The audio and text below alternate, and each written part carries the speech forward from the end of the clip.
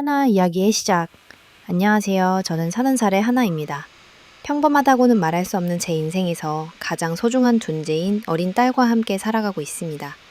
비록 지금은 딸아이와 둘이서 새로운 시작을 준비하고 있지만 얼마 전까지만 해도 저는 남들처럼 단란한 가정을 꿈꾸는 한 남자의 아내였습니다. 그러나 그 꿈은 산산조각이 났고 저는 지금 남편과의 이혼 소송이라는 현실과 마주하고 있습니다. 이혼이라는 단어 자체가 주는 무게감은 이루 말할 수 없습니다. 특히 저처럼 어린 딸을 키우는 엄마에게는 더욱 그렇습니다. 하지만 이 모든 고통과 번뇌에도 불구하고 제가 이혼을 결심하게 된 배경에는 남편의 명백한 외도가 있었습니다. 어느 날 제 눈으로 직접 남편이 다른 여자와 다정하게 안고 있는 모습을 목격했을 때의 충격은 아직도 생생합니다.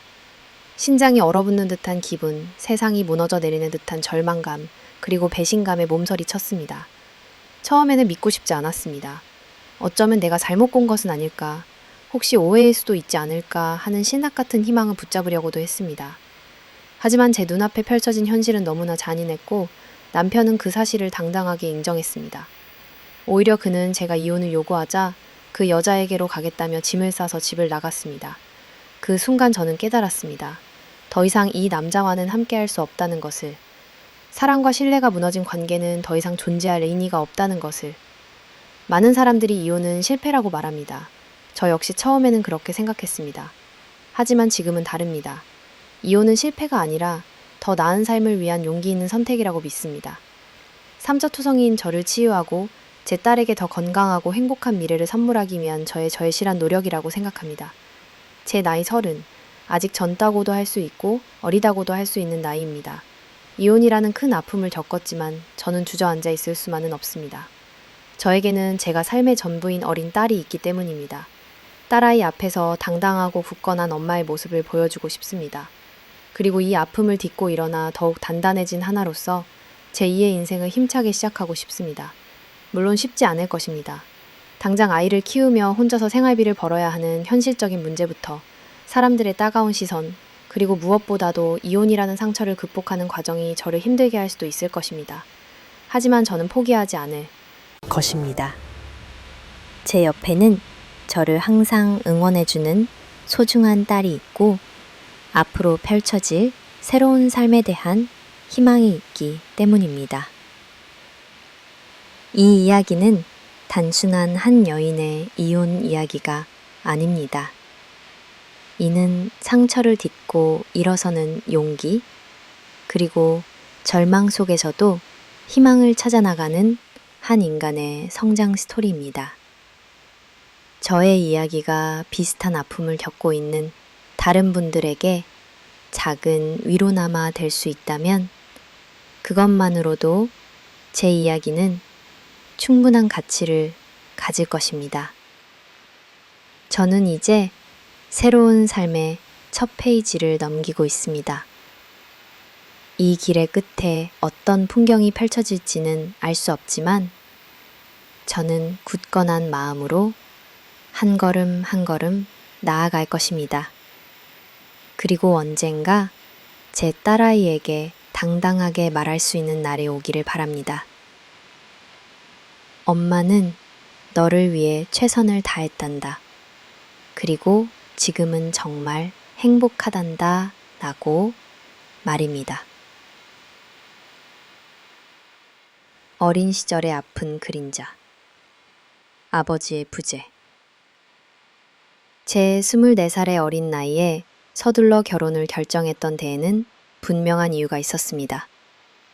단순히 사랑에 눈이 멀었다기보다는 제 어린 시절을 지배했던 깊은 그림자, 바로 아버지의 부재 때문이었습니다. 저에게 아버지는 이름만 존재하는 미지의 인물이 아니었습니다. 그분은 한때 제 삶의 전부이자 가장 든든한 버팀목이었으니까요. 엄마가 들려준 이야기에 따르면 저희 친아버지는 제가 아주 어릴 때 엄마와 저를 버리고 집을 나갔다고 했습니다. 엄마는 아버지가 다른 여자가 생겨서 우리를 떠났다고 늘 말씀하셨죠. 그 말을 들을 때마다 제 어린 마음 속에는 분노와 함께 이해할 수 없는 혼란이 가득했습니다. 과연 그럴 리가 있을까? 제 기억 속의 아버지는 오로지 가족밖에 모르던 분이었는데, 일에 지쳐 퇴근하고 오셔도 가장 먼저 저희에게 달려와 웃어주시던 분이었는데 말이죠.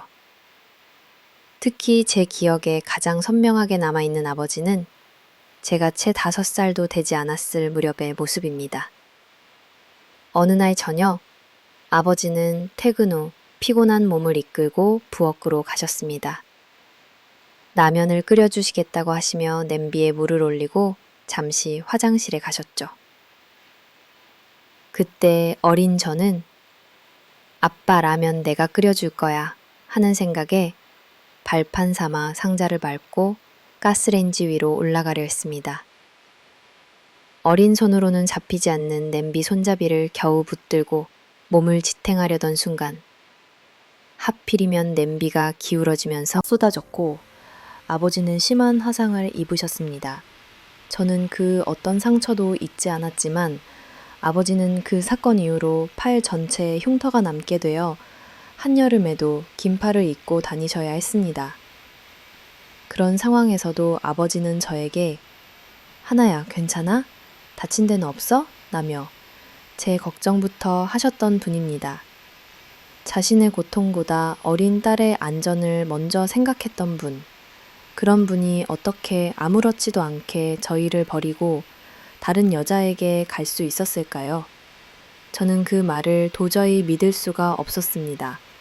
저는 늘 아버지의 무릎에 앉아 전설의 고향을 보곤 했습니다. 무서운 장면이 나올 때마다 두 손으로 제 눈을 가려주며 우리 예쁜 딸 무서워하지 마 라고 다정하게 속삭이던 아버지의 모습이 아직도 눈에 설랍니다. 그런 아버지가 아무런 말도 없이 갑자기 사라졌다는 사실은 제 어린 마음에 깊은 상처를 남겼습니다. 미움과 함께 설명할 수 없는 공허함이 저를 감쌌습니다. 아버지가 집을 나간 후 저희 집은 완전히 다른 모습이 되었습니다. 엄마는 마치 세상이 끝난 것처럼 망가진 생활을 하셨습니다. 밤 늦게까지 술을 마시거나 무기력하게 지내는 날이 많았고 저는 어린 나이에도 불구하고 엄마의 그런 모습을 지켜봐야 했습니다. 아버지가 우리를 버린 것이 엄마를 이렇게 만들었다고 생각했고 그래서 아버지를 죽도록 미워했습니다. 그러나 한편으로는 아버지가 없다고 해서 저렇게 자신을 놓아버리는 엄마의 모습 또한 이해할 수 없었고 미움의 대상이 되었습니다. 엄마가 있었지만 저는 사실상 고아나 다름없는 삶을 살았습니다. 어린 시절의 저는 어른들의 세상에서 길을 잃은 작은 아이에 불과했습니다. 아버지가 떠난 후 엄마의 삶은 남자들에게 의존하기 시작했습니다. 엄마는 미용실을 운영하셨는데 제가 잘 알던 미용실 단골 손님 아저씨를 데려와 이분 이제 네 아빠야. 아빠라고 불러야 해. 라고 말했을 때의 충격은 아직도 잊혀지지 않습니다. 그렇게 저는 총 3명의 아빠가 바뀌는 것을 지켜봐야 했습니다. 엄마는 제가 어리니까 아무것도 모를 거라고 생각하셨던 것 같습니다. 하지만 어린 저라도 이런 상황이 지극히 비정상적이라는 것을 직감적으로 알 수 있었습니다. 점점 엄마는 저에게 관심조차 주지 않았습니다. 오로지 남자만이 엄마의 세상에 존재했습니다. 딸이 학교에 가는지, 입학은 했는지, 졸업은 했는지, 심지어 제가 몇 살인지조차 엄마는 모르셨습니다. 저는 엄마에게 있어 안중에 없는 존재였습니다. 마치 제가 존재하지 않는 것처럼 행동하셨죠. 그런 엄마를 보면서 저는 생각했습니다. 아버지는 왜 우리를 버려서 엄마와 나를 이렇게까지 망가뜨렸을까? 이 생각은 저를 뼛속 깊이 사무치게 만들었고 아버지에 대한 미움은 더욱 커져갔습니다. 날이 갈수록 엄마와 새로운 아저씨들과의 갈등은 심해졌고 저는 그 모든 상황을 그저 멍하니 지켜볼 수밖에 없었습니다. 어린 제가 엄마에게 아무런 힘도 되어줄 수 없다는 사실이 저를 더욱 무력하게 만들었습니다. 한 번은 술에 취한 엄마가 저에게 극단적인 이야기를 꺼낸 적도 있었습니다. 저는 그런 엄마를 보며 울부짖었습니다. 그냥 우리 둘이 살면 되잖아. 엄마는 왜 꼭 누가 옆에 있어야 해? 왜 엄마 스스로가 엄마 인생을 망쳐? 저는 너무나 답답하고 화가 나서 소리를 지렀습니다. 그러자 엄마는 충격적인 말을 했습니다. 이 모든 게 네 아빠 때문이야. 네 아빠한테 보란 듯이 나도 다른 사람하고도 잘 살 수 있다는 걸 보여주고 싶었어. 복수하고 싶어서 이렇게 사는 거야. 엄마의 말은 어린 제게 더욱 큰 혼란과 상처를 주었습니다. 저는 그저 엄마가 행복해지기를 바랐을 뿐인데 엄마의 삶은 아버지에 대한 복수심으로 가득 차 있었습니다. 이런 비정상적인 환경 속에서 저는 평탄치 못한 10대 시절을 보냈습니다. 제 어린 시절은 아버지의 부재와 어머니의 방치라는 두 개의 큰 그림자 아래 놓여 있었습니다. 이 그림자들은 제가 성장하는 내내 저를 따라다녔고 저의 가치관과 삶의 방식에 지대한 영향을 미쳤습니다. 사랑받지 못한다는 느낌, 누구에게도 보호받지 못한다는 불안감은 저를 일찍이 어른으로 만들었습니다. 저는 스스로를 지켜야 했고 누구에게도 의지하지 않고 살아가는 법을 배워야 했습니다. 이것이 바로 제가 20살이 되기도 전에 독립을 꿈꾸고 빨리 가정을 꾸리고 싶어 했던 가장 큰 이유가 되었습니다. 제 어린 시절은 저에게 깊은 상처를 남겼지만 동시에 저를 더욱 강하고 독립적인 사람으로 만들었습니다. 그리고 이 모든 아픔 속에서도 저는 언젠가는 저만의 행복한 가정을 만들겠다는 희망을 놓지 않았습니다. 제 어린 시절 아버지의 존재는 제게 가장 따뜻하고 든든한 버팀목이었습니다. 비록 그분의 부재가 제 삶에 깊은 그림자를 드리웠지만 제 마음속에는 아버지에 대한 미움만큼이나 선명하게 각인된 위대한 아버지의 기억이 존재합니다. 그 기억은 제가 세상의 풍파 속에서 흔들릴 때마다 저를 지탱해주는 굳건한 뿌리가 되어주었습니다. 가장 생생하게 떠오르는 장면은 제가 채 5살도 되지 않았던 어느 날 저녁입니다. 아버지는 늦은 퇴근 후 피곤한 몸을 이끌고 집으로 돌아오셨습니다. 하지만 힘든 기색 없이 저를 보자마자 환하게 웃으시며 우리 딸, 아빠가 맛있는 라면 끓여줄까? 라고 물으셨죠. 저는 좋다고 폴짝폴짝 뛰었고 아버지는 부엌으로 가 냄비에 물을 올리셨습니다. 김이 모락모락 피어오르는 냄비 속 물이 금세 끓기 시작했고 아버지는 잠시 화장실에 다녀오겠다며 자리를 비우셨습니다. 그 짧은 순간 어린 저는 아빠가 힘들게 일하고 오셨으니 내가 라면을 끓여드려야지 하는 기특한 그러나 위험천만한 생각을 했습니다. 저의 작은 키로는 가스레인지 위 냄비에 손이 닿지 않았기에 저는 부엌 한켠에 있던 커다란 종이 상자를 발판 삼아 올라섰습니다. 겨우 냄비 손잡이를 붙잡았지만 아직 힘이 약한 어린 손으로는 뜨거운 냄비를 지탱하기 어려웠습니다. 결국 냄비는 위태롭게 기우뚱하기 시작했고 팔팔 끓던 물이 쏟아지기 직전에 아찔한 상황이 벌어졌습니다. 그때였습니다. 하나야! 아버지는 화장실에서 뛰쳐나와 순식간에 저에게 달려오셨습니다. 그리고 망설임 없이 온몸으로 저를 감싸 안으셨습니다. 그 순간 뜨겁게 끓던 냄비 속 물이 아버지의 왼쪽 팔 전체로 쏟아져 내렸습니다. 펄펄 끓는 물이 살에 닿는 소리, 그리고 고통을 참는 아버지의 낮은 신음소리가 제 귓가를 스쳤지만 아버지는 저를 꽉 끌어안은 채 놓지 않으셨습니다. 모든 상황이 진정되고 제가 괜찮은지 확인하신 후에도 아버지는 자신의 팔을 살피기보다 우리 딸 괜찮아? 다친 데는 없어? 혹시라도 뜨거웠니? 라며 제 얼굴을 어루만지셨습니다. 그제야 저는 아버지의 팔이 새빨갛게 부어오른 것을 보았습니다.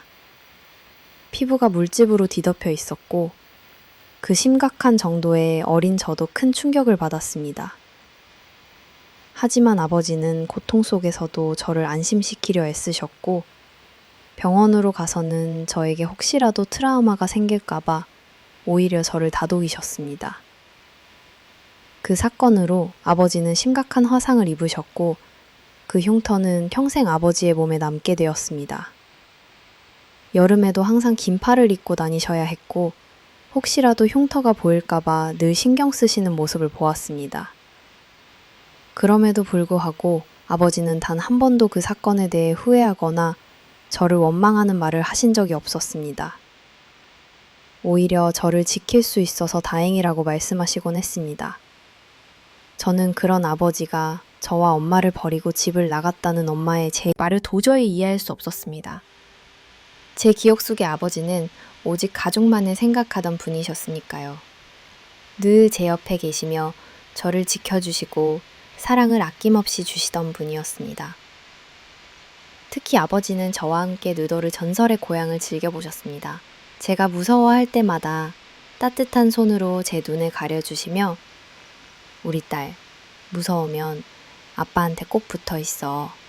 아빠가 다 지켜줄게. 라고 말씀하시던 그 목소리와 온기가 아직도 제 몸에 남아있는 듯 생생합니다. 제가 귀여워서 어쩔 줄 몰라 하시던 아버지의 모습은 제 어린 시절의 가장 아름다운 추억으로 자리 잡고 있습니다. 이런 아버지가 아무런 말도 없이 저희를 떠났다는 사실은 제게 너무나 큰 미움과 배신감을 안겨주었습니다. 제 마음 한구석에는 늘 의문이 있었습니다. 과연 아버지가 정말 우리를 버린 걸까? 이렇게나 자상하고 헌신적이었던 분이 그렇게 쉽게 등을 돌릴 수 있을까? 하지만 엄마의 단호한 말과 아버지의 부재는 그 의문들을 미움으로 바꿔놓았습니다. 저를 무서워할 때마다 눈을 가려주시던 아버지의 따뜻한 손, 저를 감싸 안으며 화상을 입으시던 아버지의 희생, 그 모든 기억들은 아버지에 대한 미움을 더욱 복잡하고 아프게 만들었습니다. 위대한 아버지였던 그분이 왜 우리를 떠나야만 했는지, 왜 엄마의 말처럼 다른 여자에게로 가야만 했는지 저는 이해할 수 없었습니다. 그 기억들은 제게 아버지의 빈자리를 더욱 크게 느끼게 했고, 동시에 아버지에 대한 그리움과 원망을 뒤섞어 놓았습니다. 이처럼 아버지에 대한 양가 감정은 제가 성장하는 내내 저를 따라다녔고, 제가 어떤 선택을 하든 그 이면에 영향을 미쳤습니다. 특히 제가 일찍 결혼을 서두르고 가정을 꾸리려 했던 이유 중 하나는 어쩌면 아버지처럼 다정하고 헌신적인 남자를 만나 그 빈자리를 채우고 싶었던 무의식적인 갈망 때문이었을지도 모릅니다. 제 마음속 깊이 새겨진 아버지의 희생과 사랑에 대한 기억은 오랜 시간 동안 왜곡된 진실에 갇혀 있었습니다. 제가 간절히 믿고 싶었던 아버지의 진짜 모습은 엄마의 말로 인해 가려져 있었고, 그로 인해 저는 아버지를 미워해야만 했습니다. 하지만 제 기억 속 아버지는 결코 미워할 수 없는 존재였습니다. 그분은 제 삶에 가장 큰 영향을 준 사람이자 제가 본 가장 위대한 영웅이었습니다. 이 기억들은 훗날 제가 아버지와의 진실을 마주하게 될 때 제가 아버지를 다시 받아들일 수 있었던 가장 중요한 근거가 되어 주었습니다. 어린 시절 아버지가 집을 떠난 후 제 삶은 예측할 수 없는 혼돈 속으로 빠져들었습니다. 가장 큰 변화는 바로 엄마의 삶이었습니다. 엄마는 아버지가 떠난 후 마치 세상이 끝난 것처럼 완전히 망가진 생활을 하셨습니다. 이전에 밝고 활기 넘치던 모습은 온데간데 없이 사라지고 매일 밤 술에 취해 들어오시거나 아무것도 하지 않고 무기력하게 지내시는 날들이 많아졌습니다. 어린 저는 그런 엄마의 모습을 그저 지켜볼 수밖에 없었습니다. 엄마의 슬픔과 분노가 고스란히 저에게 전해지는 듯했고 저는 늘 불안하고 초조했습니다. 얼마 지나지 않아 엄마는 재혼을 하셨습니다. 사실 재혼이라는 말보다는 동거, 생활에 가까웠습니다. 엄마는 미용실을 운영하셨는데 제가 어릴 때부터 자주 보던 미용실 단골 손님 아저씨를 어느 날 갑자기 집으로 데려오셨습니다. 그리고 저에게 이제 이분은 네 아빠야. 아빠라고 불러야 해. 라고 단호하게 말씀하셨습니다. 어린 마음에 충격은 이루 말할 수 없었습니다. 제가 알던 아빠는 한 분뿐이었는데 갑자기 전혀 모르는 아저씨를 아빠라고 불러야 한다는 사실이 도저히 받아들여지지 않았습니다. 그렇게 엄마의 곁에는 한 남자가 왔다 가기를 반복했습니다. 첫 번째 아저씨가 떠나자 또 다른 아저씨가 왔고 그분이 떠나자 또 다른 분이 엄마 곁을 채웠습니다. 결국 제 어린 시절 동안 엄마는 총 3번의 남자가 바뀌었고 저는 졸지에 3명의 아빠가 생기게 되었습니다. 제 생물학적 아버지가 누구인지, 진짜 아버지는 어디 계시는지, 그리고 이 아저씨들은 저에게 어떤 존재인지 어린 저는 도저히 이해할 수 없었습니다. 가족이라는 개념 자체가 제게는 너무나 혼란스럽고 복잡한 것이 되어버렸습니다. 엄마는 제가 아직 어리니까 이런 상황을 아무것도 모를 거라고 생각하셨던 것 같습니다. 하지만 모를 수가 없었습니다. 아무리 어리다고 해도 저는 본능적으로 이런 상황이 비정상적이라는 것을 알았습니다. 다른 친구들은 모두 부모님과 함께 화목하게 지내는데 왜 저는 계속해서 아빠가 바뀌는지, 왜 엄마의 곁에는 늘 다른 남자가 있어야만 하는지 이해할 수 없었습니다. 저는 그저 평범한 가정을 꿈꾸는 작은 아이에 불과했지만 제 눈앞에 펼쳐진 현실은 저의 꿈과는 너무나 동떨어져 있었습니다.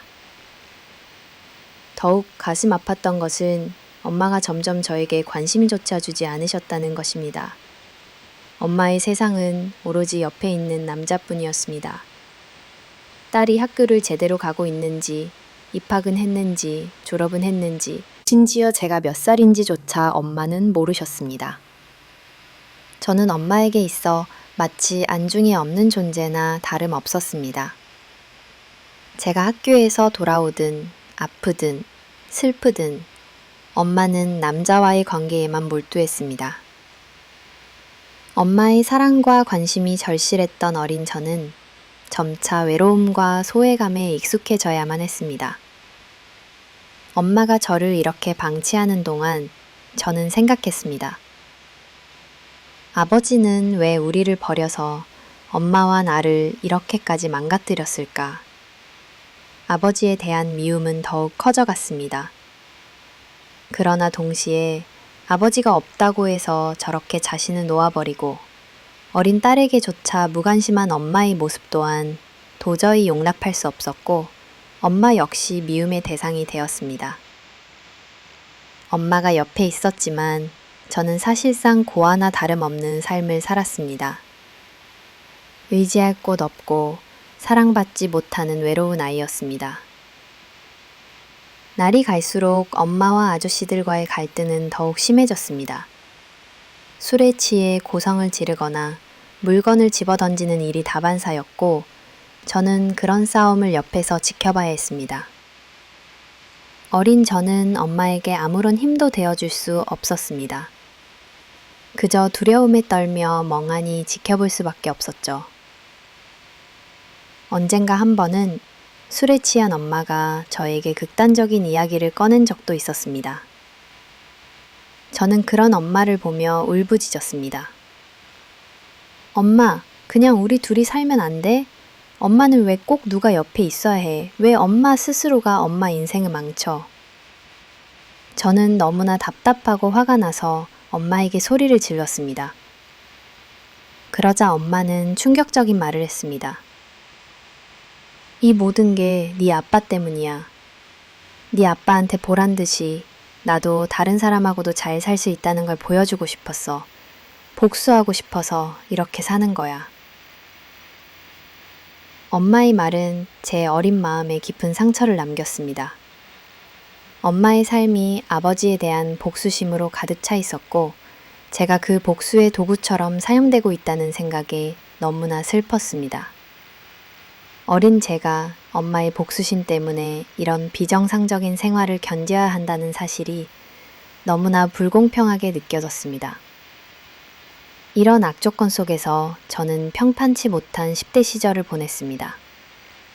또래 친구들처럼 평범한 학교 생활을 하고 가족의 따뜻한 보살핌을 받는 것은 저에게는 꿈 같은 일이었습니다. 저는 늘 혼자였고 스스로 모든 것을 해결해야 했습니다.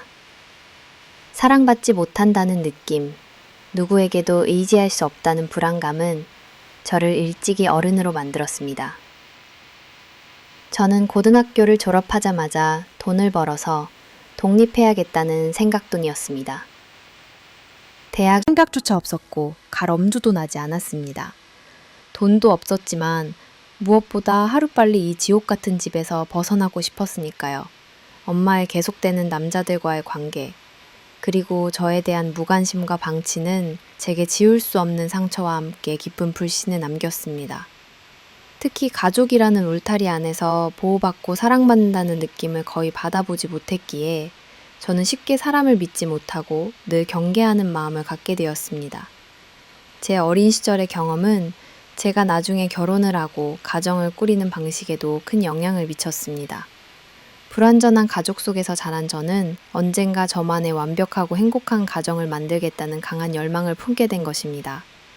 하지만 아이러니하게도 이러한 열망은 저를 또 다른 형태의 불행으로 이끌게 될 줄은 그 당시에는 미처 알지 못했습니다. 성급했던 결혼, 상처를 피하려다 묶인 인연, 불안정했던 어린 시절을 뒤로하고 저는 고등학교를 졸업하자마자 오직 한 가지 생각뿐이었습니다. 돈을 벌어서 독립해야겠다. 제게 대학 진학은 사치가 아닌 아예 고려 대상조차 아니었습니다. 학비도 없었지만 무엇보다 하루라도 빨리 지긋지긋한 집에서 벗어나고 싶다는 강렬한 열망이 저를 지배했습니다. 그 끔찍한 환경에서 벗어나는 것이 제게는 유일한 탈출구처럼 느껴졌습니다. 그렇게 저는 처음으로 아르바이트를 시작한 곳이 동네 패스트푸드점이었습니다. 매일매일 햄버거를 만들고 감자튀김을 튀기고 손님들을 응대하며 쉴 틈 없이 일했습니다. 새벽부터 밤늦게까지 이어지는 고된 노동이었지만 저는 그곳에서 일하는 내내 알 수 없는 해방감을 느꼈습니다. 제가 번 돈으로 제가 먹고 싶은 것을 사 먹고 제가 입고 싶은 옷을 살 수 있다는 사실이 저에게는 상상할 수 없는 기쁨이자 자유였습니다. 이 일은 제게 단순한 돈벌이를 넘어 제가 원하는 삶을 향한 첫걸음이었습니다. 그곳에서 저는 약 2년 정도 일을 했는데 그때 함께 일했던 배달부 오빠가 바로 제 남편이 되었습니다. 남편은 저보다 6살이나 많았습니다. 처음에는 그저 친절한 직장 동료였습니다. 하지만 제가 힘들어할 때마다 말없이 다가와 위로해주고 작은 것 하나라도 더 챙겨주는 그의 자상함에 저는 점차 마음을 열게 되었습니다. 제가 아버지 없이 자라서 그런 걸까요? 저는 유독 나이 차이가 많이 나는 남자에게 끌렸습니다. 아마도 저도 모르게 아버지의 빈자리를 채워줄 수 있는, 의지할 수 있는 어른의 모습을 찾고 있었던 것 같습니다. 남편은 그런 저의 기대를 자지만 충족시켜주는 사람이었습니다. 그는 저에게 아빠의 빈자리를 채워주는 것처럼 자상했고 가정적이었습니다. 늦은 밤까지 제가 일하고 있으면 데리러 와주었고 제 작은 고민도 귀 기울여 들어주었습니다. 저에게 따뜻한 관심을 가져주는 사람은 엄마에게조차 받아보지 못했던 것이기에 그의 다정함은 제게 너무나 소중하게 다가왔습니다. 남편은 또한 본인은 일찍 가정을 꾸리고 싶다고 자주 이야기했습니다.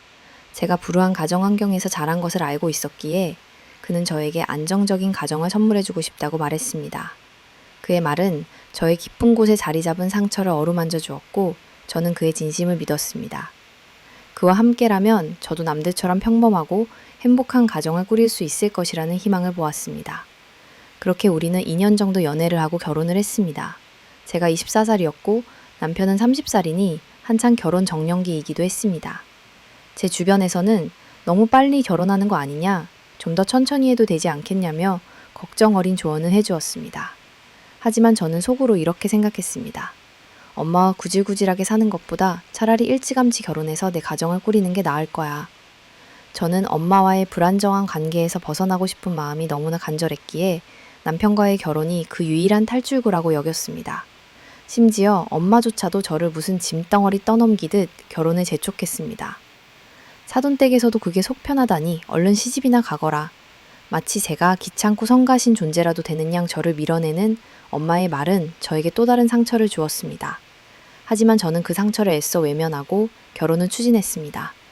빨리 엄마로부터 벗어나고 싶다는 생각만이 가득했으니까요. 결혼 전 남편은 배달 일을 그만두고 누나의 남편, 시누이 남편 소개로 공장에 취직했습니다. 안정적인 직장을 갖게 된 것이었죠. 저 또한 평생 아르바이트만 하면서 살 수는 없다고 생각했기에 결혼 후에는 간호조무사 자격증을 따서 좀 더 전문적인 일을 해보려고 계획했습니다. 하지만 결혼하자마자 바로 임신이 되었고 아이를 낳아 기르는 동안에는 어쩔 수 없이 집에서 살림하며 지내야 했습니다. 엄마와의 관계는 결혼 후에도 여전히 소원했습니다. 우리는 마치 남남처럼 지냈기에 엄마에게 도움을 받을 일도 없었고 도움을 받을 생각조차 하지 않았습니다. 저는 엄마 없이도 충분히 잘 살 수 있다고 스스로에게 되뇌며 당당하게 살아가려 노력했습니다. 엄마의 그늘에서 벗어나 저만의 가정을 꾸려 행복하게 살아가는 것이 제게는 가장 중요한 목표였습니다. 저는 남편이 저를 이해하고 제가 어린 시절 겪었던 아픔들을 보듬어 줄 것이라고 믿었습니다. 그와 함께라면 제가 꿈꿔왔던 따뜻하고 안정적인 가정을 이룰 수 있을 것이라고 확신했습니다. 남편은 저의 아픈 과거를 알고 있었고 그 아픔을 위로해주려 노력했습니다. 그래서 저는 그의 옆에서 안정을 찾았고 이 관계가 저에게 진정한 행복을 가져다 줄 것이라고 믿어 의심치 않았습니다. 하지만 그 저로는 제게 또 다른 상처를 남겨줄 준비를 하고 있었습니다. 딸은 엄마 팔자 닿는다더니 라는 말이 딱 제 이야기 같았습니다. 결혼 6년 만에 저는 다시 이혼이라는 아픔을 겪게 되었고 엄마처럼 불행한 결혼 생활을 반복하게 될 줄은 꿈에도 생각하지 못했습니다. 성급했던 저의 결혼은 상처받은 어린 시절에 도피처였을 뿐 진정한 행복을 가져다 주지는 못했습니다. 저는 단순히 고통스러운 과거에서 벗어나기 위해 섣부른 선택을 했고 그 결과 또 다른 형태의 불행과 마주하게 된 것입니다. 저의 이른 결혼은 어쩌면 어린 시절의 상처가 저도 모르게 이끈 결과였을지도 모릅니다. 가정생활과 예상치 못한 파경, 반복되는 불행의 그림자. 결혼 후 저는 남편의 제안대로 간호조무사 자격증 취득 계획을 잠시 미루고 가사에 전념했습니다. 결혼하자마자 얼마 되지 않아 바로 임신이 되었고 저는 아이를 낳아 기르는 동안에는 어쩔 수 없이 집에서 살림하며 지냈습니다. 제 어린 시절은 엄마의 무관심과 방치 속에서 외롭게 보냈기에 저는 제 딸에게만큼은 세상의 모든 사랑과 관심을 쏟아주고 싶었습니다. 남편도 저를 믿어주며 가정의 평화를 위해 노력하는 모습을 보였습니다. 그는 공장에서 성실하게 일했고 퇴근 후에는 곧장 집으로 와 아이와 저에게 신경을 써주려고 했습니다. 저는 드디어 제가 꿈꾸던 따뜻하고 안정적인 가정을 이뤘다고 생각했습니다. 엄마와의 관계는 결혼 후에도 여전히 소원했습니다. 우리는 마치 남남처럼 지냈기에 엄마에게 도움을 받지도 않았고 받을 것도 없다고 생각했습니다. 저는 스스로 엄마 없이도 충분히 잘 살 수 있다고 오히려 엄마에게 의지하지 않고 저만의 힘으로 행복한 가정을 꾸리는 것이 더 가치 있는 일이라고 굳게 믿었습니다. 엄마 없이도 잘 살 수 있다고 스스로에게 되뇌며 당당하게 살아가려 노력했습니다. 제게 엄마는 더 이상 기댈 존재가 아니었고 제가 닮고 싶지 않은 삶 표본이었습니다.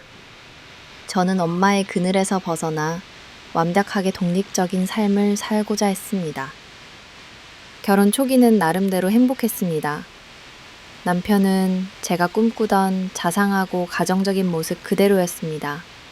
아침 일찍 출근하고 저녁에는 곧장 집으로 돌아와 아이와 놀아주고 주말이면 함께 공원 산책을 가는 등 여느 평범한 가정과 다를 바 없는 일상을 보냈습니다. 저는 남편이 저의 어린 시절 아픈 상처를 보듬어주고 제가 받아보지 못한 사랑을 채워줄 것이라고 확신했습니다.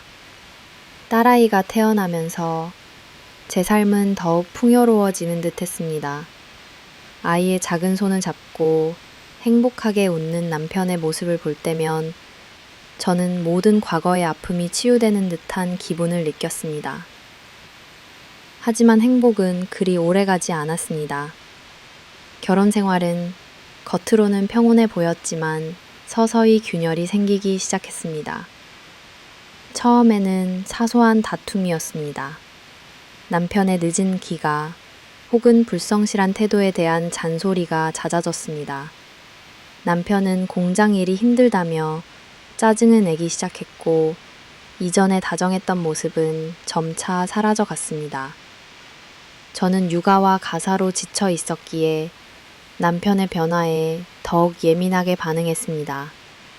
대화는 줄어들고 침묵의 시간이 길어졌습니다. 저는 노력했습니다. 어떻게든 이 가정을 지키고 싶었습니다. 엄마처럼 살지 않겠다는 굳은 다짐이 있었기 때문입니다. 결혼 6년째 되던 해, 저는 충격적인 진실을 마주하게 되었습니다.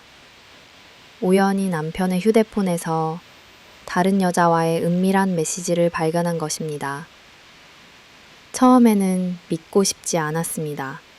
제가 그토록 믿고 의지했던 남편이 저에게 따뜻한 가정을 선물해주겠다던 그 사람이 다른 여자와 외도를 하고 있었다는 사실을 도저히 받아들일 수 없었습니다. 손이 떨리고 심장이 발 아래로 떨어지는 듯한 기분이었습니다. 그날 밤 남편을 추궁하자 그는 처음에는 부인했지만 결국 모든 것을 인정했습니다. 그는 그 여자와 단순히 아는 사이가 아니라 이미 깊은 관계를 맺고 있었다는 것을 실토했습니다. 충격은 이루 말할 수 없었습니다. 제가 꿈꿔왔던 모든 것이 한순간에 산산조각이 났습니다. 제가 그토록 피하고 싶었던 엄마의 삶, 즉 남편의 외도와 가정의 파괴라는 악몽이 그대로 재현된 것입니다. 딸은 엄마 팔자 닮는다더니 라는 옛말이 딱 제 이야기 같았습니다. 저는 그 말을 누구보다 싫어했고 제 딸에게만큼은 그런 불행한 유산을 물려주지 않겠다고 남편은 뻔뻔하게도 제가 이혼을 요구하자 그럼 그렇게 해. 난 그 여자네 집으로 갈 거야. 라고 말하며 짐을 싸서 나갔습니다. 그 모습은 어린 시절 저와 엄마를 버리고 떠났던 아버지의 모습과 겹쳐 보였습니다. 저는 다시 한번 버림받았다는 깊은 상처를 느꼈습니다. 세상이 무너지는 것 같았지만 저는 주저앉아 있을 수 없었습니다. 제게는 아직 어린 딸이 있었으니까요. 딸아이 앞에서 무너지는 엄마의 모습을 보여주고 싶지 않았습니다. 이혼 소송을 진행하는 동안 저는 깊은 고통과 혼란 속에 있었습니다. 제가 무엇을 잘못했기에 이런 비극이 반복되는 것일까? 제 삶은 왜 이토록 불행한 것일까? 하는 자괴감에 시달렸습니다. 하지만 동시에 딸을 위해서라도 엄마처럼은 살지 않겠다는 굳은 결심이 저를 다시 일으켜 세웠습니다. 제 딸에게는 결코 저와 같은 아픔을 물려주지 않겠다고 다짐했습니다. 저는 이 아픔을 딛고 일어나 더 강하고 독립적인 엄마가 되기로 결심했습니다. 이혼 소송은 단순히 서류상의 절차를 넘어 저의 삶을 통째로 뒤흔드는 과정이었습니다. 저는 남편과의 관계를 정리하면서 제 어린 시절의 상처와 그 상처가 제 삶에 미친 영향에 대해 깊이 성찰하게 되었습니다. 제가 왜 그렇게 성급하게 결혼을 서둘렀는지, 왜 남편에게서 아버지의 빈자리를 찾으려 했는지, 그리고 왜 엄마의 삶을 그토록 피하려 했는지, 이 모든 질문들이 저를 괴롭혔습니다. 하지만 이 과정은 저에게 큰 깨달음을 주기도 했습니다. 저는 더 이상 과거의 상처에 갇혀 있지 않기로 했습니다. 엄마의 삶을 답습하지 않겠다는 결심은 저에게 새로운 삶을 시작할 용기를 주었습니다. 저는 제 딸을 위해 그리고 저 자신을 위해 이혼이라는 아픔을 딛고 일어서기로 결심했습니다. 비록 지금은 힘들고 고통스럽지만 저는 이 과정을 통해 더욱 단단해지고 성장할 것이라고 믿었습니다. 제 가정은 예상치 못한 파경을 맞았지만 이는 제게 새로운 시작을 위한 중요한 전환점이 되었습니다. 저는 이제 과거의 어둠을 걷어내고 딸과 함께 밝은 미래를 향해 나아갈 준비를 하고 있었습니다. 결혼 6년 만에 남편의 외도로 인한 이혼은 제 삶에 또 한 번의 거대한 폭풍을 몰고 왔습니다. 상처는 깊었고 마음은 갈기갈기 찢기는 듯 했습니다. 하지만 저는 주저앉아 있을 수만은 없었습니다. 제게는 제가 가진 세상의 전부이자 저의 유일한 희망인 어린 딸이 있었기 때문입니다. 딸아이 앞에서 무너지는 엄마의 모습을 보고 싶지 않았습니다. 그리고 무엇보다 딸에게만큼은 저와 같은 아픔을 물려주지 않겠다는 굳은 결심이 저를 다시 일으켜 세웠습니다. 저는 이혼 소송 기간 동안 당장 해야 할 가장 중요한 일이 일자리를 구하는 것임을 깨달았습니다. 그동안 아이를 키우느라 제대로 된 직업을 가져본 적이 없었습니다. 집에서 부업이나 아르바이트를 간간히 하긴 했지만 그것만으로는 혼자서 아이를 키우고 생활비를 감당하기에는 턱없이 부족했습니다. 남편으로부터 양육비를 받는다고 해도 이제 딸은 전적으로 제가 책임지고 키워야 했고 당장 생활비도 벌어야 하는 막막한 현실에 직면했습니다. 그래서 저는 백방으로 일자리를 알아봤습니다. 육아와 소송을 병행하면서 잠자는 시간을 쪼개가며 인터넷 구인구직 사이트를 뒤지고 동네 게시판을 살피고 아는 사람들에게 혹시 일자리가 있는지 수소문했습니다. 제 나이 30, 경력 단절 여성으로서 일자리를 찾는다는 것은 생각보다 훨씬 더 어려운 일이었습니다. 대부분의 일자리는 연령 제한이 있었고 나이가 많다, 경력이 없다는 이유로 번번이 서류에서 탈락했습니다. 간혹 괜찮다 싶은 곳은 까다롭게 학력을 요구하기도 했습니다. 저는 대학을 졸업하지 않았기에 이마저도 쉽지 않았습니다. 막막함과 절망감이 저를 짓눌렀습니다. 이런 제 사정을 잘 아는 친한 친구가 있었습니다. 친구는 저에게 진심으로 걱정하며 이렇게 말했습니다. 하나야, 이럴 때일수록 가족밖에 없어. 엄마라도 찾아가 봐. 네 사정 이야기하고 도움을 청해봐. 친구의 말은 저를 잠시 흔들리게 하는 듯 했습니다. 하지만 이내 저는 단호하게 고개를 저었습니다. 굶어 죽는 한이 있어도 엄마는 절대 안 찾아갈 거야. 제 입에서 나온 말은 저의 굳은 의지를 보여주는 것이었습니다. 왜냐하면 제가 이혼 문제로 엄마에게 연락을 한 적이 있기 때문입니다. 남편의 외도를 알게 된 후 저는 너무나 괴롭고 힘들어서 엄마에게 전화를 걸었습니다. 엄마, 박서방 바람났어. 다른 여자랑 둘이 껴안고 있는 거 내가 봤어. 내가 나가라고 하니까 당당하게 알겠다고 하면서 그 여자네 집 간대. 나 이 인간하고 도저히 같이 못 살 것 같아. 나 그냥 이혼하려고 해. 저는 절박한 심정으로 엄마에게 제 상황을 하소연했습니다.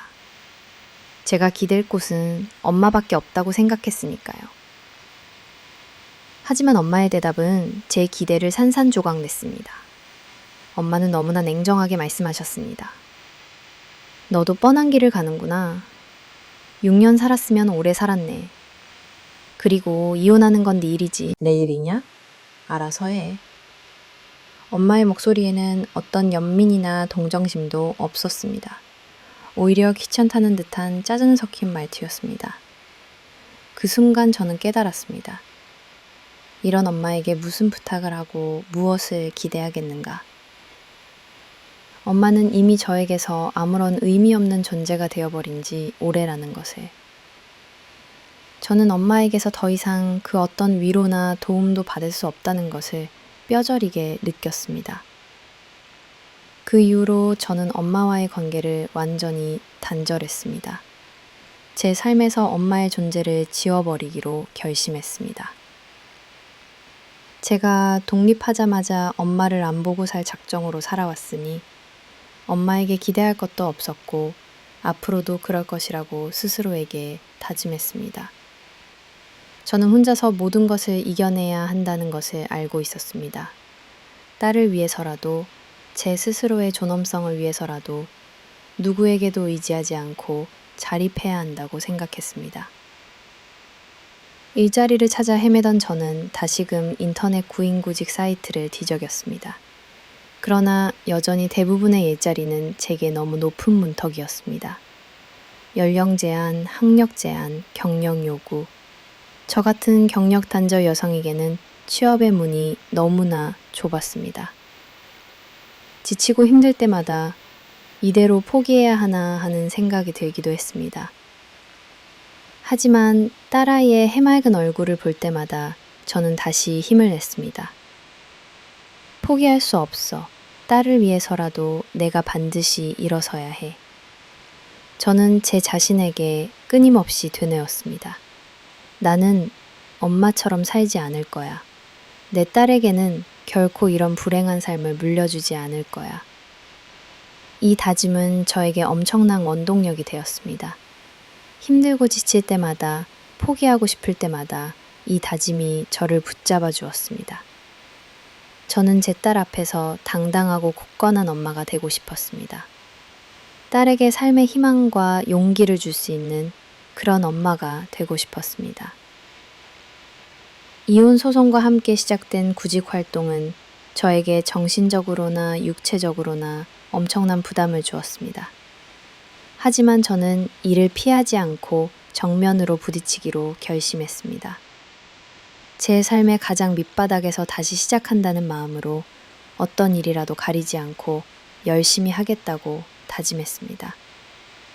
이 시기는 저에게 단순히 일자리를 찾는 시기가 아니라 제 인생을 재건하고 스스로를 단련하는 소중한 시간이었습니다. 비록 외롭고 고통스러웠지만 저는 이 과정을 통해 더욱 강하고 단단해지고 있었습니다. 제 딸을 위한 저의 굳건한 결심은 어둠 속에서 빛을 찾아 나아가는 저의 길을 밝혀주는 등대와 저의 굿자 같았습니다. 김밥집에서 찾아온 뜻밖의 기회, 한 줄기 빛이 되다. 이혼 소송과 동시에 시작된 구직 활동은 제게 끝없는 좌절을 안겨주었습니다. 30살, 경력단절 여성이라는 꼬리표는 어떤 문을 두드려도 쉽게 열리지 않게 만들었습니다. 연령 제한, 학력 요구, 미비한 경력이라는 벽에 부딪혀 수많은 곳에서 거절당했습니다. 지쳐가는 나날 속에서도 저는 포기할 수 없었습니다. 딸아이의 밝은 얼굴을 볼 때마다, 그리고 엄마처럼 살지 않겠다는 굳은 다짐이 저를 다시 일으켜 세웠습니다. 저는 어떤 일이라도 좋으니 딸과 제가 당장 살아갈 돈을 벌 수 있는 일자리를 간절히 원했습니다. 매일 밤늦게까지 구인구직 사이트를 뒤적이며 작은 희망이라도 찾으려 애썼습니다. 그렇게 막막함 속에서 헤매던 어느 날 정말 운 좋게도 동네에서 알고 지내던 친한 언니가 제게 연락을 해왔습니다. 하나야, 혹시 일자리 찾고 있다고 했지?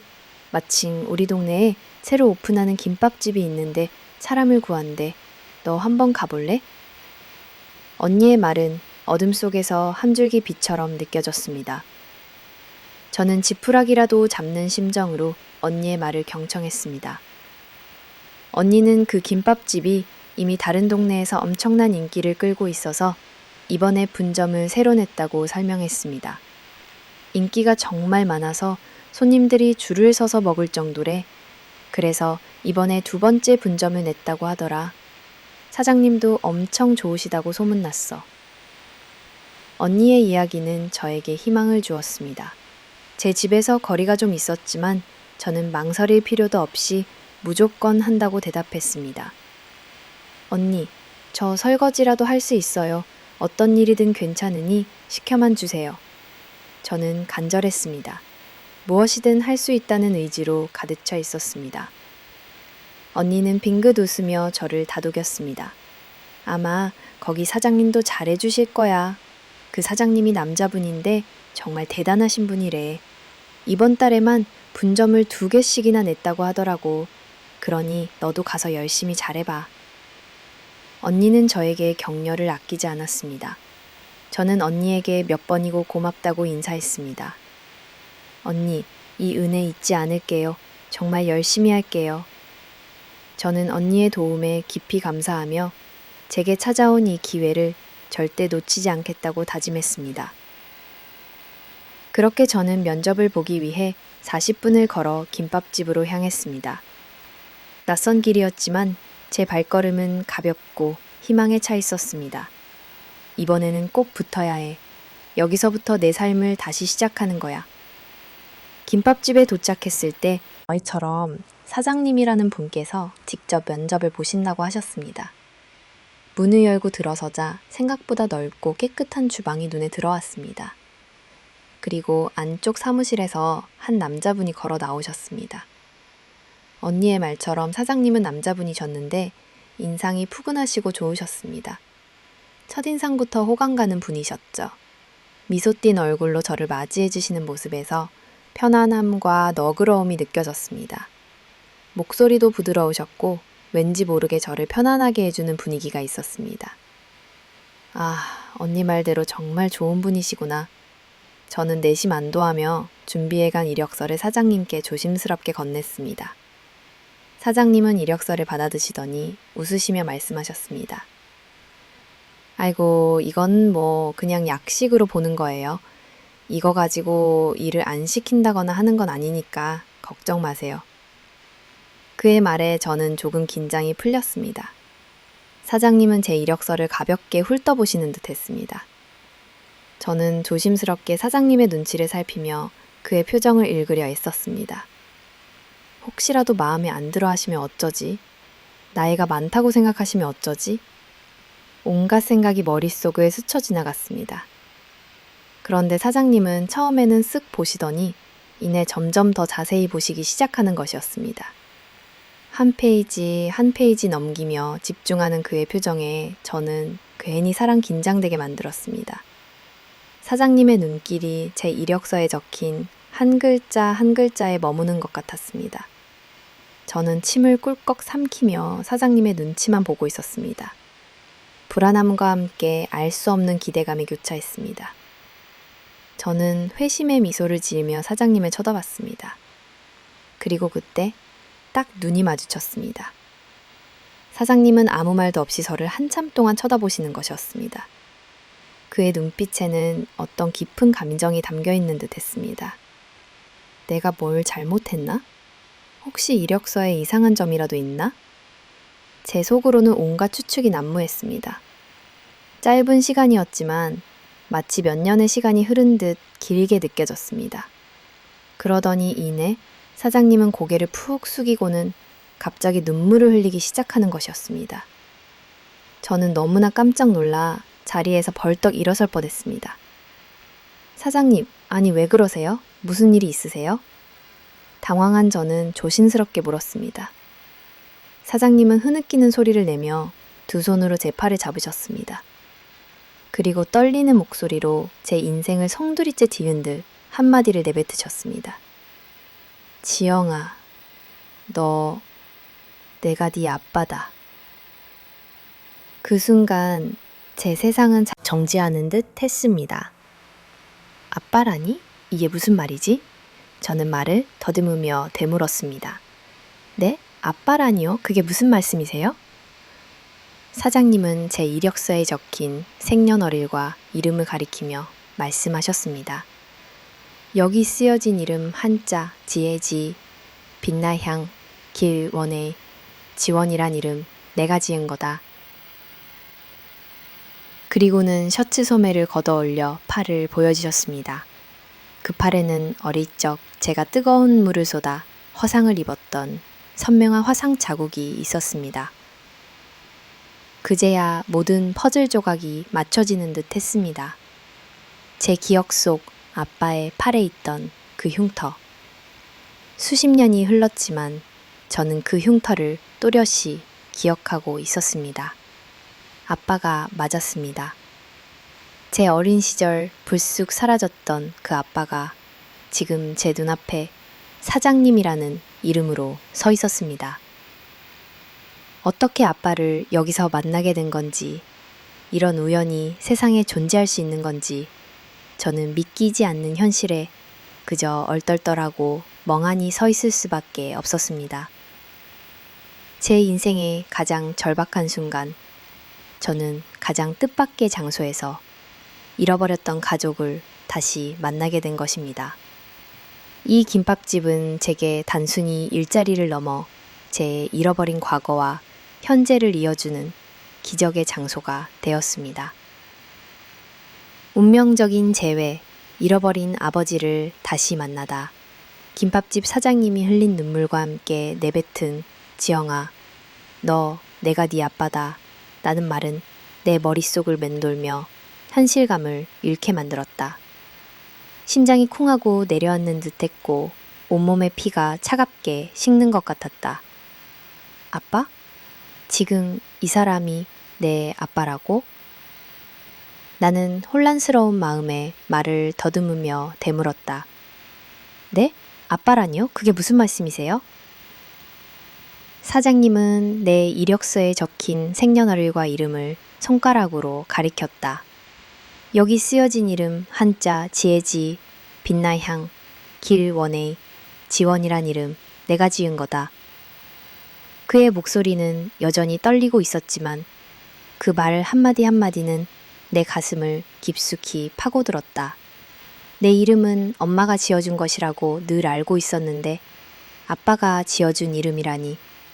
이 알 수 없는 이질감 속에서 나는 여전히 혼란스러웠다. 그리고 이어진 사장님의 행동은 나를 완전히 얼어붙게 만들었다. 그는 셔츠 소매를 걷어올려 왼쪽 팔을 보여주었다. 그곳에는 어린 시절 내가 뜨거운 물을 쏟아 화상을 입었던 선명한 화상 자국이 고스란히 남아있었다. 붉게 일그러진 피부, 불규칙 저절로 벌어졌다. 모든 의문과 혼란이 한순간에 사라지고 마치 잃어버렸던 기억의 조각들이 제자리를 찾아가는 듯한 기분이었다. 아빠가 맞았습니다. 내 입에서 나온 말은 거의 속삭임에 가까웠다. 믿을 수 없는 현실이었다. 어떻게 아빠를, 그것도 제 인생의 가장 밑바닥에서 발버둥치던 이 절박한 순간에 면접을 보러 온 이 김밥집에서 사장님으로 만나게 된 건지, 이런 우연이 세상에 존재할 수 있는 일인가? 나는 그저 얼떨떨하고 멍하니 서 있을 수밖에 없었다. 마치 꿈을 꾸는 듯 비현실적인 상황이었다. 아빠는 내게 한 걸음 더 다가오셨다. 지영아, 그리고 네 엄마 이름 김미숙도 기억한다. 내가 네 아빠가 맞다. 엄마의 이름까지 대며 확신에 찬 목소리로 말하는 아빠의 모습에 나는 더 이상 의심할 여지조차 없었다. 내 앞에 있는 이 남자가 정말 나의 아버지라는 사실을 받아들여야만 했다. 잃어버렸던 가족이, 그것도 내가 그토록 증오하고 그리워했던 아버지가 내 눈앞에 나타난 것이다. 아빠는 눈물을 흘리며 내 손을 잡고 말씀하셨다. 지영아, 이 아빠가 그동안 네가 얼마나 보고 싶었는지 아니? 내 딸이 보고 싶어도 볼 수가 없었어. 아빠의 목소리는 너무나 슬펐고 그분의 눈에는 회한과 그리움이 가득했다. 그러나 나는 아빠의 말을 이해할 수 없었다. 내 어린 시절을 지배했던 엄마의 이야기가 머릿속을 스쳤다. 아빠는 우리를 버리고 다른 여자에게 간 사람이었는데 지금 와서 보고 싶었다니. 나는 나도 모르게 언성을 높여 따져 물었다. 그게 무슨 소리예요? 당신이 우리를 버리고 갔잖아요. 엄마랑 나 버리고 다른 여자한테 갔으면서 어떻게 지금 와서 그런 얘기를 할 수가 있어요. 내 목소리는 분노와 원망으로 가득했다. 수십 년간 내 마음에 쌓여있던 미움과 슬픔이 한꺼번에 터져 나오는 듯 했다.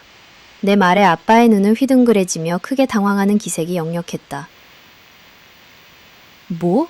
내가 여자가 생겨서 집을 나갔다고? 네 엄마가 그런 말을 했다고? 도대체 그 여자가, 아니 네 엄마가 뭐라고 너한테 말을 했길래 네가 지금 그런 소리를 하는 거냐? 아빠는 전혀 예상치 못했다는 듯 되물었고 그의 얼굴에는 충격과 함께 억울함이 서려 있었다. 나는 망설이지 않고 엄마가 나에게 들려주었던 이야기들을 하나도 빠짐없이 아빠에게 털어놓았다. 아빠가 다른 여자와 눈이 맞아 우리를 버리고 집을 나갔다는 이야기. 그래서 엄마가 힘들어했고 엄마 곁에 여러 남자들이 바뀐 이유가 모두 아빠 때문이라는 이야기까지 내 입에서 쏟아져 나오는 말들에 아빠는 점점 더 고통스러운 표정을 지으셨다. 내 이야기가 끝나자 아빠는 고개를 떨구고 깊은 한숨을 내쉬었다. 그리고는 힘겹게 입을 열었다. 지영아, 네 엄마가 거짓말을 한 거다. 아빠의 말은 내게 또 다른 충격을 주었다. 내가 수십 년간 진실이라고 믿어왔던 사실이 한순간에 거짓으로 무너져 내리는 순간이었다.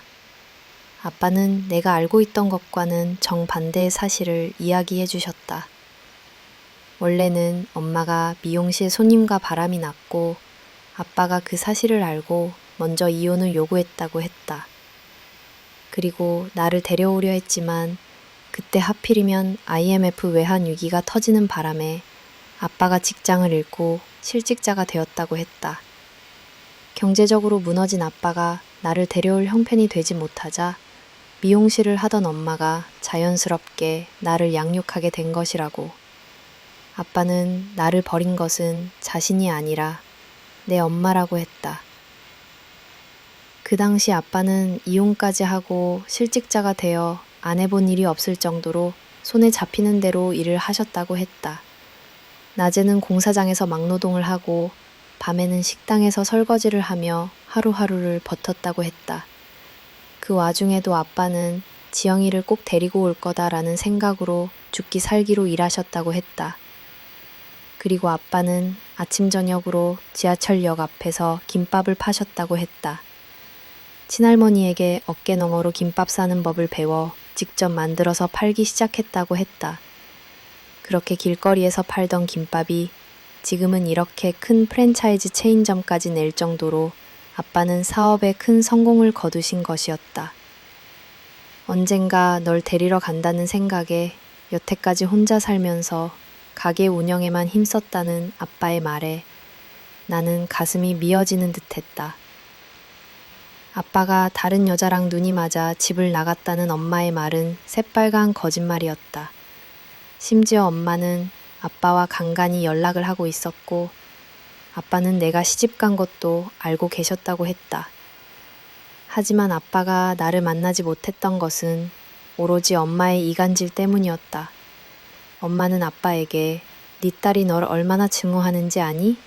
지금 새아빠랑 아주 잘 지내고 둘도 없는 부녀 사이로 지내고 있으니까 괜히 애 앞에 나타나서 분탕질 하지 마 라고 했다는 것이다. 그러니 아빠는 더욱더 나를 보지도 찾지도 못했던 것이었다. 엄마의 거짓말에 나는 어이가 없었고 동시에 엄마에게 엄청난 배신감을 느꼈다. 나는 아빠에게 엄마의 모든 말이 거짓말이었다고 아빠를 증오한 적도 없고 3명의 아빠들과 잘 지낸 적도 한 번도 없었다고 이야기했다. 그 사람들이랑 사는 게 지옥이었는데 뭐가 부녀 사이예요. 다 거짓말이에요. 내 목소리는 울분으로 터져 나왔다. 내 말을 들은 아빠는 다시금 눈물을 흘리셨다. 하지만 이번에는 슬픔의 눈물이 아니라 안도와 미안함이 뒤섞인 눈물 같았다. 아빠는 내 손을 잡고 몇 번이고 고맙다, 정말 고맙다고 말씀하셨다. 그런 환경에서 이렇게 잘 커져서 고맙다. 내 딸이 이렇게 훌륭하게 자라줘서 정말 고맙다. 아빠의 말은 내 오랜 상처를 어루만져 주었다. 30년 만에 처음으로 나는 진정한 내 편, 내 가족을 만난 듯한 기분에 휩싸였다. 이 운명적인 재회는 내 삶의 모든 것을 뒤바꿔 놓을 시작이었다. 역할의 전환과 보상. 잃어버린 시간을 채우다 아빠의 사무실에서 보낸 3시간은 내게 수십 년의 시간을 압축해 놓은 듯 했다. 우리는 서로가 겪어온 지난 세월의 이야기를 털어놓으며 오랫동안 쌓였던 오해와 응어리들을 하나하나 풀어냈다. 아빠는 내가 알던 것과 너무나 다른 삶을 살아오셨고 그 삶의 모든 순간에 나를 향한 그리움과 책임감이 가득했음을 깨달았다. 엄마의 거짓말이 우리 부녀를 이토록 오랜 시간 갈라놓았다는 사실에 분노가 치밀었지만 그보다 더 큰 감정은 아빠를 다시 만났다는 기쁨과 안도감이었다. 특히 내가 남편과 이혼 소송 중이라는 소식을 들었을 때 아빠의 표정은 이루 말할 수 없이 아파 보였다. 아빠는 마치 자신의 잘못인 양 지영아 미안하다. 내 딸이 행복해야 하는데 이 못난 아빠를 둬서 원치도 않을 때 결혼도 일찍 하고 거기다 이혼까지 하는 것 같아 아빠 가슴이 찢어진다며 한없이 자책하셨다. 아빠는 자신의 부재가 내 삶에 미친 부정적인 영향에 대해 깊이 괴로워하셨다. 평생 느껴보지 못한 따뜻한 부성애에 나는 눈시울이 붉어졌다. 아빠는 여전히 나를 가장 아끼고 사랑하는 분이었다. 그때 아빠가 조심스럽게 입을 여셨다. 이 아빠가 너한테 줄 건 없고 이번에 새로 오픈한 이 가게 네가 맡아서 해봐.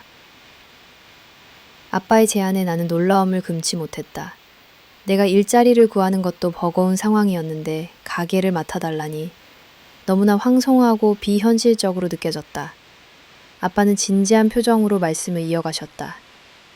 대신 네 엄마랑은 2번 다시 연락 안 한다는 조건하에 그렇게 해. 이 얘기가 네 엄마 귀에 들어가면 아마 이 가게도 남아나질 않을 거다. 아빠의 조건은 나에게 전혀 문제가 되지 않았다. 나는 엄마와 연락 안 하고 산지 이미 오래되었고 독립하자마자 엄마를 안 보고 살 만더 작정으로 살아왔으니 그것은 걱정 안 하셔도 된다고 말씀드렸다. 아빠가 그렇게 해주시면 저야말로 정말 한 줄이 빛 같아요. 저에게는 더할 나위 없는 기회예요. 나는 아빠의 배려와 사랑에 깊이 감동했다. 막막했던 내 삶에 예상치 못한 희망이 찾아온 것이었다. 아빠는 내 대답에 엄청나게 좋아하셨다. 드디어 이제야 내가 아빠 노릇을 할 수 있구나. 라며 기쁨의 눈물을 흘리셨다. 평생 나를 책임지고 싶었지만 그러지 못했던 아빠의 오랜 한이 풀리는 순간처럼 보였다. 아빠는 내게 한량 없는 지원을 약속하셨다. 이혼 소송비도 걱정하지 말라고 아빠가 다 해결해 줄 테니 변호사부터 제대로 선임하라고 말씀하셨다. 너랑 내 손녀딸 살 끝까지 다 마련해 줄 거다. 아빠가 다 해줄게. 아빠의 말씀은 마치 내 어린 시절의 상처를 모두 보듬어주고 그 모든 아픔을 치유해 주려는 듯 했다. 나는 아빠의 과분한 호의에 몸둘 바를 몰랐다. 아빠, 아니에요. 가게를 저한테 맡겨주시는 것만 해도 저는 너무 감사하고 과분해요. 더 이상은 괜찮아요. 나는 아빠에게 부담을 드리고 싶지 않았다. 그저 아빠와 다시 만난 것만으로도 충분히 행복했으니까. 그러자 아빠는 딱 한마디 말씀하셨다. 그의 눈빛은 흔들림 없이 나를 향해 있었다. 다 내 딸 때문에 내가 이 자리까지 오게 된 거야. 아빠의 목소리에는 단호함과 함께 깊은 사랑이 담겨 있었다. 지원이 너 아니었으면 내가 지하철역 앞에서 김밥을 팔지도 이렇게 악착같이 살지도 않았을 거야. 아빠의 그 말은 내 가슴을 깊이 울렸다. 내가 아빠에게 그토록 큰 존재였다니. 나 때문에 아빠가 그렇게 힘들게 그리고 열심히 살아오셨다는 말에 나는 그만 주체할 수 없이 오열하고 말았다. 누군가에게 내가 이렇게 소중한 존재였다는 사실 자체가 너무나 감격스럽고 감사했다. 나는 평생 나 자신이 누군가에게 중요한 의미를 가지는 존재라고 느껴본 적이 없었다. 늘 외롭고 버림받았다고 생각했는데 아빠의 말을 통해 나는 내가 아빠 삶의 가장 큰 이유이자 원동력이었다는 것을 깨달았다. 그 감격스러운 깨달음은 내 마음속 깊이 박힌 상처들을 조금씩 치유해 나갔다. 30년 만에 처음으로 내 가족, 내 편이 생긴 것 같아 나는 날아갈 듯이 기뻤다. 세상에 혼자 남겨진 듯한 외로움 속에서 살아왔던 나에게 아빠의 존재는 그 어떤 것과도 바꿀 수 없는 선물이었다.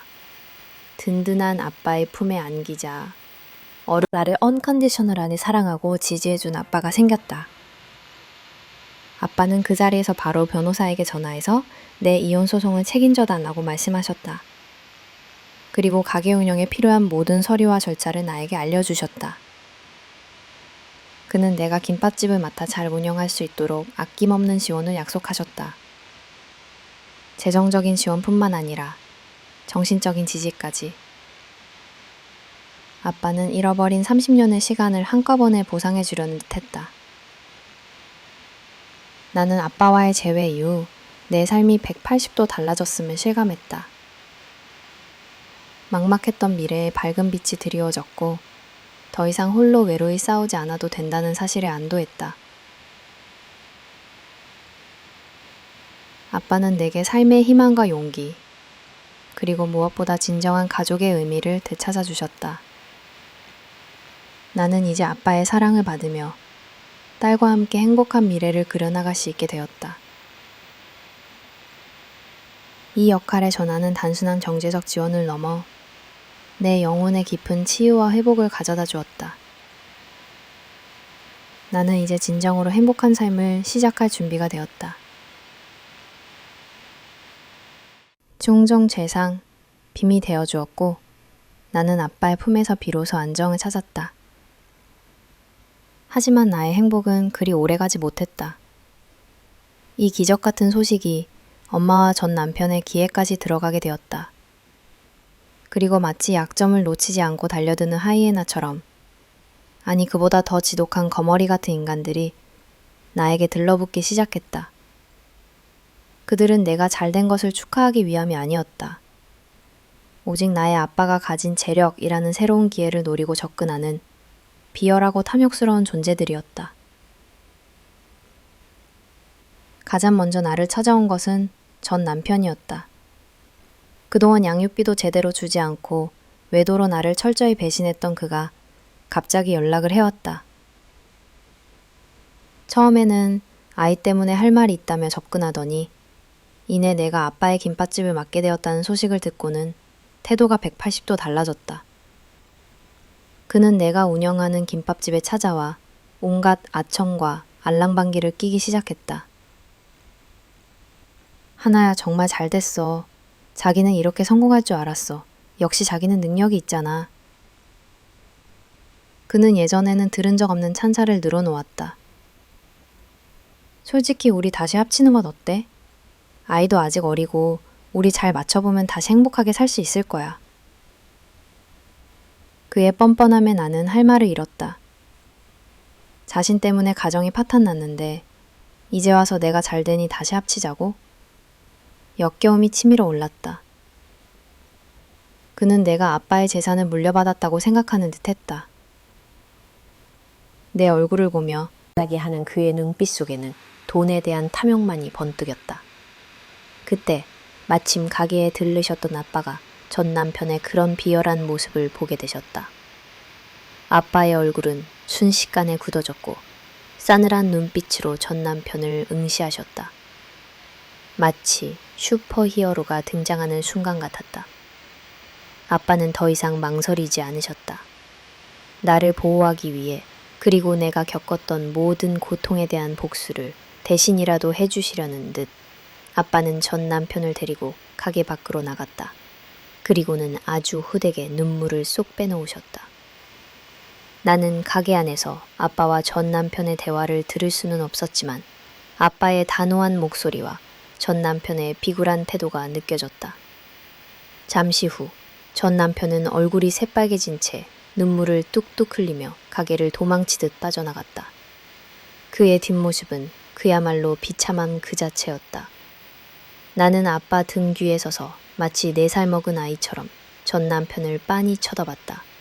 마음 같아서는 그에게 발길질이라도 한번 해주고 싶었다. 평생 나에게 고통을 안겨준 그에게 시원하게 한 방 먹인 것 같아 속이 후련했다. 아빠는 나를 위해 그 모든 짐을 대신 짊어져 주셨다. 자네, 지금 무슨 염치로 내 딸을 찾아왔나? 아빠는 전 남편에게 싸늘하게 물으셨다고 나중에 들었다. 여기가 어디라고 와? 밖에서 딴짓거리 할 때는 처자식까지 버리더니 왜 이제 내 딸이 잘 산다니까 이렇게 와서 빌붙는 건가? 아빠의 목소리에는 분노와 경멸이 가득 담겨 있었다. 남자로 태어나가지고 여자 등골 빨아먹는 거 창피하지도 않나?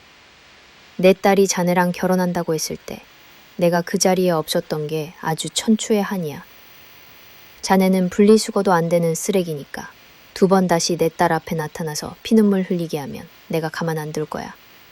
그러니까 이혼도 조용히 이쯤에서 마무리 짓고 그만 끝내게. 구질구질하게 지으지을 끌지 말고, 알았나? 아빠의 이 시원하고 단호한 말들은 내 마음속에 응어리져 있던 분노와 슬픔을 모두 날려버리는 듯했다. 누군가 나를 이렇게까지 강하게 지켜주고 대변해주는 사람이 있다는 사실이 믿기지 않았다. 나는 아빠라는 존재가 주는 든든함과 안도감에 눈물이 핀돌았다. 이렇게 말해주는 아빠가 있어서 너무나 행복했다. 아빠는 나에게 단순한 아버지 그 이상이었다. 그는 나에게 진정한 슈퍼맨이었다. 전 남편 문제가 정리되자 이제는 엄마 문제가 남아 있었다. 엄마는 내가 아빠와 재회하고 아빠가 나에게 가게를 맡겼다는 소식을 듣자마자 연락을 해왔다.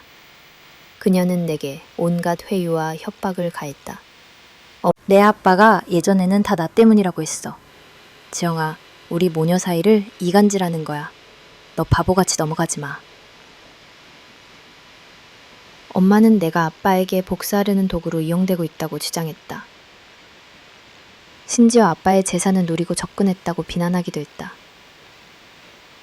나는 더 이상 엄마의 거짓말에 놀아날 내가 아니었다. 아빠에게 들었던 진실과 엄마의 행동을 비교해보니 엄마가 얼마나 많은 거짓말과 이간질로 우리 부녀 사이를 갈라놓았는지 명확하게 알 수 있었다. 나는 엄마에게 단호하게 이야기했다. 아빠에 대한 거짓말, 그리고 아빠를 만나지 못하게 했던 일들까지 전부 다 이야기를 꺼냈다. 엄마는 처음에는 발뺌하려 했지만 내가 모든 진실을 알고 있다는 것을 깨닫자 더 이상 변명하지 못했다. 엄마는 내 앞에서 나오지도 않는 억지 눈물을 짜내며 널 지키기 위해서 그랬어. 내가 널 지키려고. 라고 변명했다. 나는 어이가 없어서 실수를 터뜨렸다.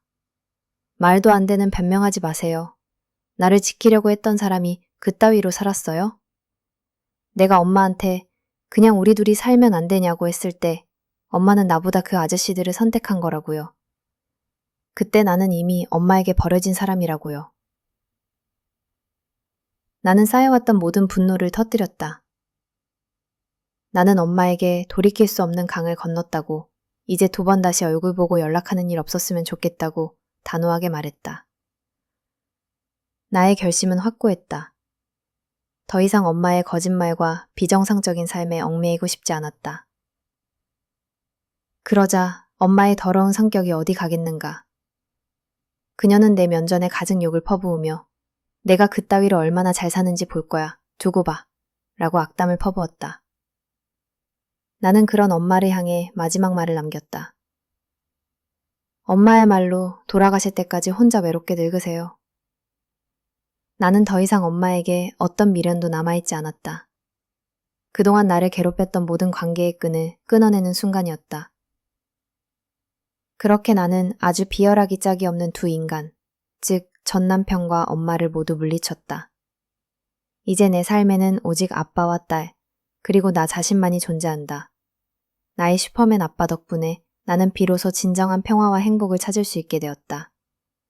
더 이상 과거의 그림자에 갇히지 않고 오직 현재와 미래만을 바라보며 나아갈 것이다.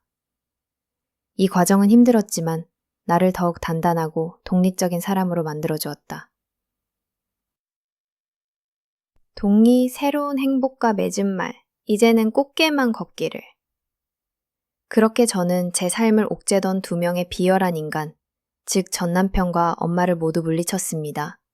비록 그런 과정이 힘들고 고통스러웠지만 아빠의 든든한 지지와 저 자신의 굳은 의지 덕분에 저는 마침내 그들에게서 벗어날 수 있었습니다.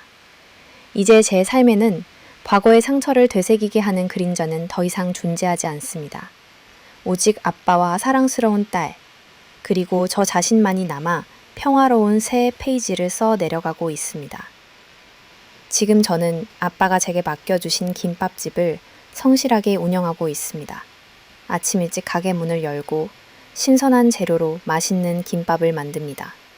손님들이 맛있게 김밥을 먹으며 환하게 웃는 모습을 볼 때마다 저는 진정한 보람을 느낍니다. 처음에는 미숙하고 서툴렀지만 아빠의 조언과 저의 노력 덕분에 가게는 날마다 번창하고 있습니다. 아빠는 가끔 가게에 들러 제가 잘하고 있는지 지켜봐 주시고 필요한 것이 없는지 세심하게 챙겨주십니다. 저는 아빠의 기대에 부응하기 위해 더욱 열심히 일하고 있습니다. 남은 여생은 아빠한테 효도하면서 살려고 합니다. 아빠는 저를 위해 평생을 희생하셨고 저의 행복을 위해 자신의 모든 것을 내어주셨습니다. 그동안 표현하지 못했던 사랑과 감사함을 이제라도 아낌없이 보여드리고 싶습니다. 아빠와 함께 맛있는 식사를 하고 함께 영화를 보고 함께 여행을 가는 작은 일상들이 제게는 더없이 소중한 행복입니다. 저는 아빠가 오래오래 건강하게 제 옆에 계셔 주시길 바랄 뿐입니다. 그리고 제 삶의 가장 큰 이유이자 원동력인 사랑하는 제 딸과 함께 행복하게 잘 살아가려고 합니다. 저는 딸에게만큼은 제가 겪었던 아픔과 불행을 절대 물려주지 않을 것입니다. 따뜻하고 안정적인 가정에서 사랑을 듬뿍 받으며 자랄 수 있도록 모든 노력을 다할 것입니다. 딸의 작은 손을 잡고 함께 공원을 산책하고 함께 책을 읽고 함께 웃는 순간들이 제게는 그 어떤 보물보다 값진 것입니다. 딸아이의 해맑은 미소를 볼 때마다 저는 다시 살아갈 힘을 얻습니다.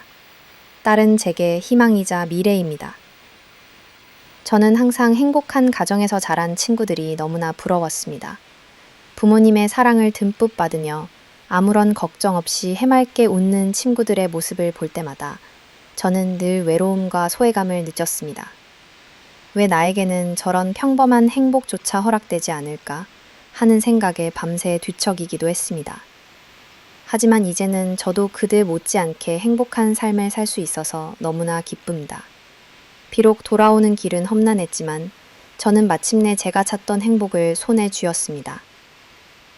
저의 기구하고 기막힌 이야기를 들어주셔서 진심으로 마승아 감사합니다. 제 이야기가 어딘가에서 아픔을 겪고 있는 다른 분들에게 작은 위로나마 될 수 있기를 바랍니다. 인생은 때때로 우리에게 상상할 수 없는 고통과 시련을 안겨주지만 그 속에서도 우리는 희망을 찾고 다시 일어설 수 있다는 것을 제 이야기가 증명해 주기를 바랍니다. 중요한 것은 넘어졌을 때 다시 일어설 용기, 그리고 자신을 사랑하는 마음이라는 것을 깨달았습니다. 요즘 같은 시기에 부디 건강 유의하시길 바랍니다. 모두가 힘든 시간을 보내고 있지만 작은 행복이라도 놓치지 않고 소중히 여기며 살아가셨으면 좋겠습니다. 지금까지 사연자분의 글을 읽어 보았는데요. 그동안 마음고생 정말 많으셨고 힘들게 사셨던 세월을 이렇게 보상받으시는 것 같습니다. 부모 자식 간에는 보이지 않는 끈이 있다고 하는데 딱 사연자님의 이야기 같습니다. 이제부터는 사연자님의 말씀처럼 꽃길만 걸으시고 늘 행복하시기를 바라겠습니다. 이 이야기는 단순한 개인의 경험을 넘어 우리 사회의 단면을 보여주는 동시에 인간의 회복력과 가족의 소중함을 다시금 일깨워주는 메시지를 담고 있습니다. 상처 입은 영혼이 어떻게 치유되고 성장하는지, 그리고 진정한 가족의 의미를 찾아가는 여정이 얼마나 값진 것인지를 보여줍니다. 저의 이야기가 많은 분들에게 작은 희망과 위로가 되기를 간절히 바랍니다. 제 삶은 이제 새로운 시작입니다. 과거의 아픔은 더 이상 저를 올가매는 족쇄가 아닙니다. 그것은 오히려 저를 더 강하고 단단하게 만든 귀한 경험이 되었습니다. 저는 앞으로도 닥쳐올 어떤 어려움에도 굴하지 않고 아빠와 딸과 함께 단단한 울타리를 만들어 행복하게 살아가려고 합니다. 그리고 반드시 그렇게 살 것입니다. 제 인생의 다음 장에는 어떤 이야기가 펼쳐질지 기대됩니다. 분명 고난도 있겠지만 저는 이제 혼자가 아닙니다. 저를 사랑하고 지지해주는 아빠와 딸이 있기에 저는 어떤 역경도 헤쳐나갈 수 있습니다. 이 이야기가 여러분에게도 용기와 희망을 전할 수 있기를 바라며 여기서 제 이야기를 마칩니다.